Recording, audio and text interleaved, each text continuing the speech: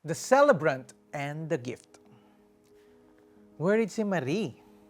Nawalan kasi ng trabaho ang asawa niyang si Roger matapos magsara ang pinapasukang factory. Sapat lang ang ipon nila para maitawid ang susunod na buwan. Pero magpapasko na.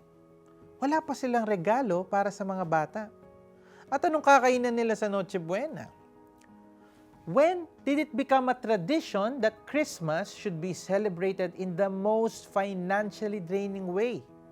There will always be gifts to be bought, food that needs to be prepared, and parties to attend. Many people who do not have the money to splurge feel that they won't have a Christmas anymore. Malungkot na raw ang Pasko. Contrast this with the time when shepherds experienced the wonder and delight at the Savior's birth. An angel appeared to them, saying, "Do not be afraid, I bring you good news that will cause great joy for all the people. Today, in the town of David, a Savior has been born to you. He is the Messiah, the Lord." They hurried to Bethlehem and saw Jesus, the celebrant who is actually the gift to the world.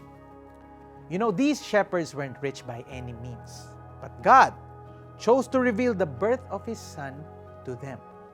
Unlike the wise men, they didn't bring any gifts. They had nothing, but their presence was enough to honor the newborn King.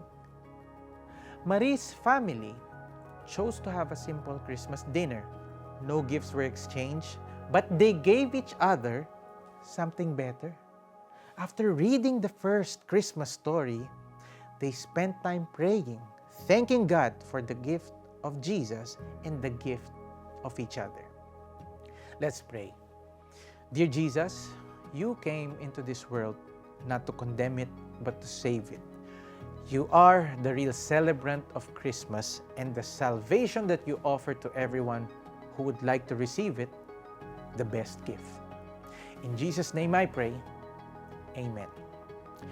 Now, before eating Noche Buena as a family, you can read aloud Luke 2:1-20. And then, thank Jesus for providing your food and more importantly, for coming to the world.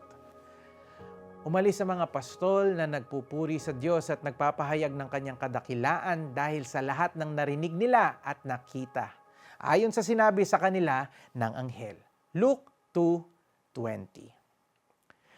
This is Jericho Arceo saying Merry Christmas. Jesus is the gift and the celebrant.